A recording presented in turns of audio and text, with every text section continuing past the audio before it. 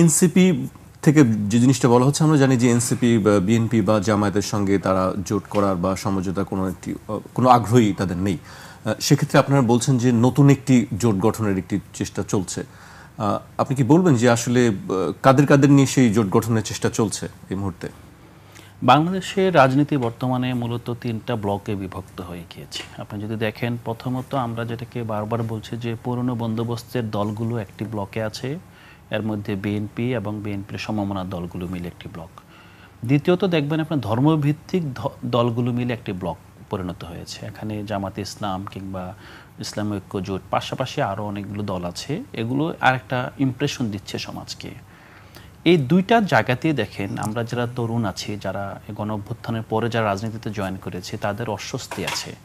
আমরা বিএনপির নেতৃত্বের যেই ব্লক আছে, এই ব্লকটা, অথবা বিএনপির নেতৃত্বে বলবো না, মানে বিএনপি যে ব্লকের নিউক্লিয়াস, মানে তাকে কেন্দ্র করে যে আপনার সিভিল সোসাইটি বলেন, আর ব্যবসায়ী গোষ্ঠী বলেন, শ্রমিক সংগঠনগুলো বলেন, অথবা জনগণ বলেন, সেই জনগণের মধ্যে আমাদেরকে মানি এবং মাসলকে কেন্দ্র করে রাজনৈতিক ক্ষমতা চর্চার একটা আপনার ইতিহাস এবং বাস্তবতা বিদ্যমান।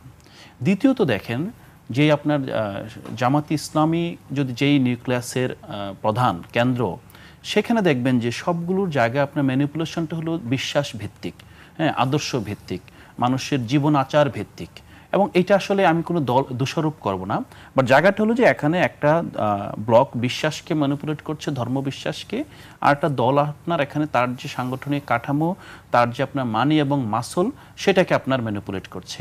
এই দুইটা থেকে কিন্তু তরুণরা বের হয়ে আসার জন্য আপনার যেটা আমরা বলছি যে বাইনারি খতম হয়ে গিয়েছে, বাইনারি আসলে উত্তর, আমরা আপনার মতাদর্শিক বিভাজন উত্তর আমরা যুগে প্রবেশ করেছি এই অভ্যুত্থানের মাধ্যমে। তাহলে এই তাদের প্রতিনিধি কারা আসলে? তাদের প্রতিনিধি কিন্তু ছড়িয়ে ছিটিয়ে থাকা বিভিন্ন ব্লকে বিভক্ত হওয়া তরুণরা, যারা আসলে ধর্ম ভিত্তিক রাজনীতিও চায় না, আবার পুরনো কায়দায় আপনার চাঁদাবাজি ভিত্তিক, ক্ষমতা চর্চা ভিত্তিক, দুর্নীতি ভিত্তিক এই রাজনীতিটাও চায় না। ধরেন, কারণ আমাদের এই যে গণ অধিকারের সাথে আমাদের কিংবা অন্যান্য ছোট ছোট জায়গার সমঝোতার জায়গায় এইটাই, আমরা আত্মমর্যাদাশীল তরুণ, আমাদের মনে হয় যে আমরা এই দুইটার কোনোটাতে যেতে পারবো না, আমাদের পক্ষে সম্ভব না। সো আমরা যেটা চিন্তা করছি যে এনসিপির সাথে গণ অধিকারের সবচেয়ে ক্লোজ রিলেশনটা ওই জায়গাতে, যে আমরা এই দুইটা ব্লকের কোনোটাকেই আমরা আমাদের অস্তিত্ব অথবা আমাদেরকে খুঁজে পাই না সেখানে।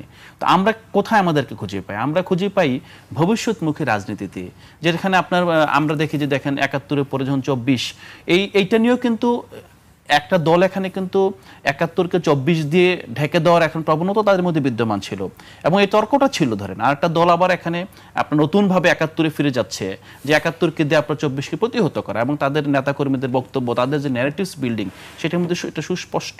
তখন এখন যারা আসলে এই মতাদর্শিক বিভাজনের ঊর্ধ্বে গিয়ে আমাদের একটা আপনার পরিকল্পিত নগরায়ণ দরকার, আমাদের নাগরিকদের আপনার নাগরিক নিরাপত্তা দরকার, আমাদের শিক্ষা ব্যবস্থা, স্বাস্থ্য ব্যবস্থার উন্নয়ন দরকার, আমাদের যে ওয়েলফেয়ার স্টেট করার জন্য যেই আপনার নাগরিক সুবিধাগুলো নিশ্চিত করা দরকার, রাজনীতিতে সেই এজেন্ডাগুলো আনা দরকার এবং সেগুলো ভিত্তিতে কাজ করা দরকার। কিন্তু আমরা যে পুরনো কায়দায় এই দুইটা ব্লকে দেখি, তাদের রাজনীতির মধ্যে এটা নাই। যেহেতু এটা নাই, এবং নতুন রাজনীতিতে যদি আমার কোনো বন্ধু বিএনপি করো, তার পক্ষে সম্ভব না যে এই নতুন এজেন্ডাকে বিএনপির এজেন্ডা হিসেবে রূপান্তর করা, কারণ কাঠামোগতভাবে সম্ভব না। সিমিলারলি আপনার যদি আপনি জামাতে ইসলামের কথা বলেন, অথবা ধর্মভিত্তিক রাজনীতিগুলো যেভাবে ক্যাম্পাসগুলোতে, আপনি যেটা একটু আগে রাশেদ খান বললেন যে রাজনীতিতে ওয়েলফেয়ার ভিত্তিক রাজনীতি করছেন, এটা কিন্তু মোটাদাগ রাষ্ট্রীয় ওয়েলফেয়ারের চিহ্ন কিংবা লক্ষণ না। আমরা দেখি যে ওয়েলফেয়ার করছেন কিসের জন্য?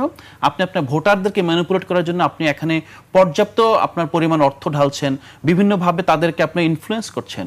কিন্তু একটা রাষ্ট্রের আপনার ভোটের বাইরে যারা আছে, তাদের ওয়েলফেয়ার নিয়ে তো তাদের কর্মকাণ্ড আমরা দেখছি না।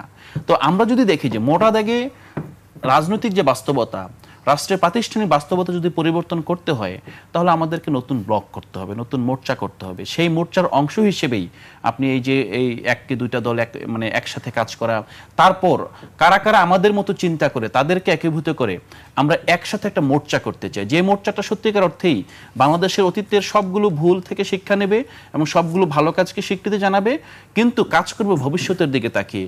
আপনার ধরেন ২০৫০ সাল, ২০৭০ সাল, সেই সময় বাংলাদেশ আসলে কোন দিকে যাবে, তো সেই বাংলাদেশের দিকে তাকিয়ে প্ল্যান করা, সেই বাংলাদেশের জন্য নাগরিক তৈরি করা, সেই আপনার বিদ্যমান যে বৈশ্বিক বাস্তবতা, সেটার জন্য বাংলাদেশকে আপনার শক্তিশালী করা, তো সেই জায়গায় আমরা কাজ করব। তো কারা কারা আছে আমি যেটি জানতে চাচ্ছিলাম, সে আপনাদের সঙ্গে কি নিশ্চয়ই কথা হচ্ছে আরো যারা দল আছে তার সঙ্গে, সেই দল কারা কারা আপনি একটু বলবেন কি, বা কত সংখ্যা এটি হতে পারে? আমার মনে হয় যে আপনারা যদি তথ্য হিসেবে এটা না নেন, আপনি যদি এই দুই ব্লকের বাইরে আপনি যদি তাদের বক্তব্য দেখেন, তাদের আলাপ আলোচনা দেখেন এখানে অনেকগুলো রাজনৈতিক দল আছে যারা মানে ধর্মভিত্তিক ছাত্র সংগঠনের শীর্ষ পদে ছিলেন, কিন্তু তারা তাদের মূল দলে জয়েন করেন নাই। হ্যাঁ, তারা আবার নতুন দল গঠন করেছেন, তাদের কেউ কেউ আমাদের সাথে যুক্ত হয়েছেন, কেউ কেউ গণ অধিকারে যুক্ত হয়েছেন। কেন যুক্ত হয়েছেন এই প্রশ্নের উত্তর খুঁজতে গেলে আমরা দেখব যে এখানে নতুন জেনারেশন যে অ্যাসপিরেশন পুরনো দলগুলো ধারণ করতে পারছে না। তারা তাদের তরুণদেরকে ছাত্র সংগঠনের মাধ্যমে ট্রেন করছে ঠিক আছে, কিন্তু ট্রেনিং এর পর তারা তাদের মূল সংগঠনে জয়েন করছেন না। তো এটাকে যদি আপনি বিশ্লেষণ করেন দেখবেন যে তারা আসলে ট্রেন্ড হয়েছেন, ডক্ট্রিনাইজড হয়েছেন। তারা অনেকগুলো সেই দলের আপনার যে ন্যারেটিভসের মধ্যে নিজেদের ঢুকে ফেলেছেন, ডক্ট্রিনের মধ্যে নিজেদের প্রবেশ করেছেন, বাট স্টিল ধরেন তারা বিদ্যমান বাস্তবতায় মূল দলে জয়েন করতে পারছেন না, জয়েন করছেন না। নতুন কিছু চাচ্ছেন, নতুন দল গঠন করতে চাচ্ছেন।